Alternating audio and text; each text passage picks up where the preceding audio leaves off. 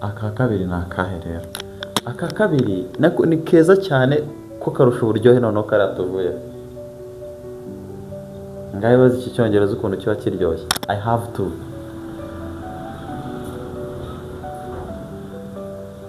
I have to gaturenzaho ikintu ushaka gukora nyine. I have to. Reka nze nkwereke.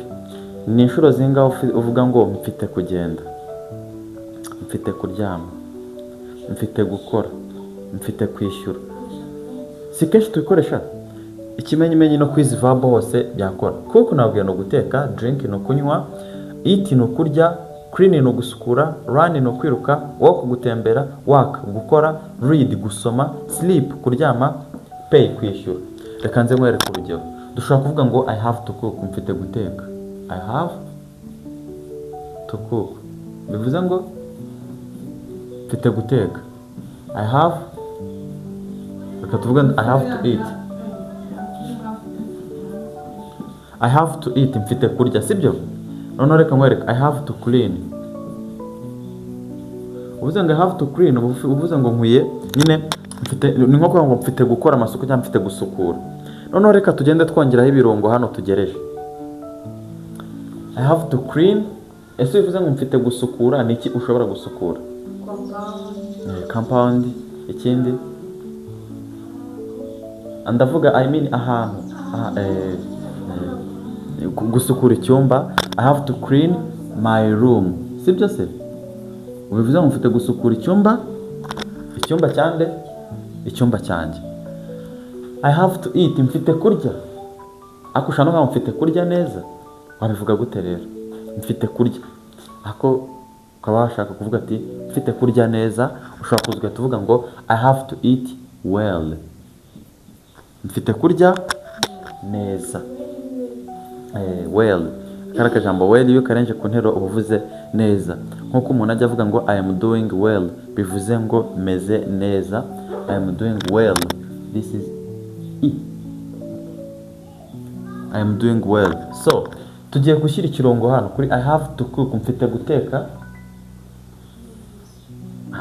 Mfite guteka ibiryo biryoshye. Mfite guteka ibiryo biryoshye. Ibiryo biryoshye gita delicious food. I have to cook delicious food. Mfite guteka ibiryo biryoshye. Anyway, niyo ushaka kuvuga iyo wagiye ahantu bakagutekera ukabashimye ifunguro bagutekeye, uravuga ngo this food is delicious. Bivuze ngo ibi biryo biraryoshye nyine, ni mu rwego nyine rwo kubereka icyubahiro, kubaha respect. This food is delicious. Ibi biryo biraryoshye, ukababwira uti thank you. Bo bahita bakubwira uti thank you, murakoze kubwo kudushimagiza. Bisanzwe. Yeah, that's how it works. So, nakuvuga ngo izi verb zose tujye gufata urugero, sibyo? Turajya twuzuzamo, sibyo? Tujye ngo I have to, tujye twuzurishamo verb yari yose dushaka muri izi dufite. Twagiye turahera ku ya mbere, sibyo? I have to, ubwo dufite guteka. Mfite guteka. Ariko nanone hari akantu ntababwiye. Nubwo hano hari I, murabizi yuko tugira I, you, he, she, it, we, you yo ku bantu benshi, tukagira na they ivuga bo, sibyo? Aha hari I, twahahindura tugashyiraho ikindi kintu, sibyo? I have to cook, umuvuga ngo mfite guteka. None ushaka kubwira umuntu ngo ufite guteka, se wamubwira ngo iki? Uravuze ngo njye mfite guteka. I have to cook, njye mfite guteka. Ugiye kubwira nk'umwana, ugiye kumusiga mu rugo ukamubwira ati ufite guteka, wamubwira gute? Uramubwira ngo hano hari I, urahindura ukashyira you. None ugatubwira ngo you have to cook, ukabura mubwira ngo ufite guteka, sibyo? Ufite guteka. Ako murabizi iyo turi guconjugating verb to have, iyo bigeze kuri he, she na it, iba has, sibyo? Ubwo rero ugiye kuvuga ngo afite guteka w'igitsina gabo udahari, ntabwo twavuga ngo he have to cook, twavuga ngo he has to cook bisanzwe. Ubu ni bwo waba uvuze ngo uyu muntu ni ukuvuga ngo dufate nk'urugero, muri mu rugo hari umwana wagiye ku ishuri w'umuhungu utaraza, ariko uwo mwana niwe ugomba guteka. Iyo ugiye wenda umuntu uri mu rugo uri kumubwira uti runaka udahari niwe urateka, ariko uwo runaka ni igitsina gabo, uramubwira ngo he has to cook, afite guteka.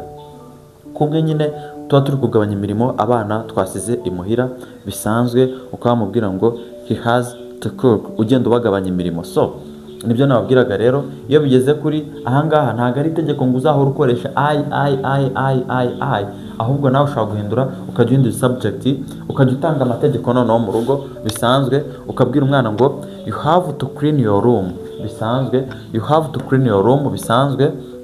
Ushobora kubwira umukozi uti you have to work, ukwiye, ufite gukora, ukajya umuha amategeko uri kumubwira ati you have to work. So ushobora gutaha ugatubwira abana, niba ufite nk'abana bato ushobora gutaha ugatubabwira ati you have to sleep, mufite kuryama, bagahita bajya kuryama niba bwije. You have to sleep kugira ngo baruhuke niba ejo bafite ishuri, kuko abana biga mu maprive Icyongereza murabizi baba bakizi cyane. Uzababwira ati you have to sleep, bahita bumva cyane, banabyumva kurusha uko bababwira ngo mujye kuryama. So bisanzwe. So niba uri umucuruzi ushobora kubwira umuntu ngo you have to pay, ufite kwishyura. Noneho iyo umaze kuvuga ngo you have to pay, umubwira ngo ufite kwishyura, noneho cya kirungo kiza mu ryari mu Cyongereza, igihe umubwiye umubare w'amafaranga agomba afite kugira ute, afite kwishyura. Dufate nk'urugero, uramubwira ngo ufite kwishyura, ugahita unarenzaho umubare w'amafaranga agomba kwishyura, sibyo? Wamubwira ngo you have to pay, and then ugahita umubwira uti uyu mubare w'amafaranga have to pay. Reka nkuhe nk'urugero byoroshye cyane, wamubwira ngo you have to pay 10k, ufite kwishyura ibihumbi 10. You have to pay 10k. Niba uri umucuruzi, umuntu akaba aguze ibintu runaka akakubwira ngo how much is it, ese byose hamwe bitwaye angahe, uhita umubwira ngo you have to pay 10k, ufite kwishyura ibihumbi 10 gusa, agahita kwishyura. Ni ibintu bisanzwe, Icyongereza ni ibintu bisanzwe. Nkeka yuko kano kantu ko kazajya kabafasha cyane rwose mu buzima bwanyu bwa buri munsi, sibyo? Ni akantu keza cyane kagiye kujya kabafasha. I have to cook, mfite guteka. You have to cook, ufite guteka.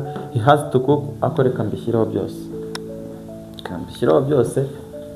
Ejo hato na hato usanga muhuye nabyo birabagonze ngo twabivuze mu magambo, sibyo?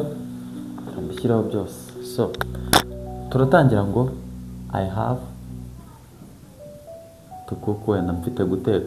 Nubwo turakoresha verb to cook ni kugira ngo mubimenye n'izi zose wazisimbuzamo, sibyo? Ushobora kubwira umuntu ngo you have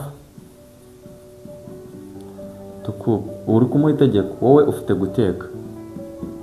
He has to cook, we afite guteka, ariko uyu muntu nyine ni igitsina gabo, sibyo? She has to cook, afite guteka, umuntu ni igitsina gore, uko twakoreshaho she, sibyo? Hanyuma it has to cook, gifite guteka kuko it ikoreshwa ku bintu, sibyo? Hanyuma we have to cook, dufite guteka. Ubwo ngubwo uvuze mwese nyine muba muri buteka muri benshi. Hanyuma they have to cook, bivuze ngo bo bafite guteka, ubwo ni abandi bantu. Urabona ko iyo verb igeze hano kuri he na she na it irahinduka bisanzwe. So iteka ryose rero ni uburyo ki muzajya mubivugamo. Wowe uzajya ukoresha, niba rero ufite gukora icyo gikorwa, tuvuge wenda mfite wenda kwishyura, dufate verb to pay, uzajya uvuga ngo have to pay, mfite kwishyura, niba ari wowe uri bwishyura. Niba ari undi muntu uri kubwira ngo yishyura, uramubwira ngo have to pay, wowe ufite kwishyura. So niba ari undi muntu uri kubwira w'igitsina gabo muri kuvuga ufite kuza kwishyura, muravuga he has to pay, afite kwishyura. She has to pay, afite kwishyura igitsina gore. It has to pay, gifite kwishyura. Bisanzwe mw'ubu buryo rwose ibintu biba byoroshye cyane. Kandi nanone aka kantu tukifashisha dutanga amategeko, especially and the most. So ni ibi ngibi. Tugiye ku kandi ka gatatu. Okay, ka gatatu tukagiyeho, nako karoroshye cyane. Cook, drink. Murabona ko ni verb zibwa twakomeza dukoresha, usibye izindi 40 ndaza kubahereza zizajya zibafasha. Aka noneho tujye ku kandi, noneho akangiye kubigisha kazajya kagufasha.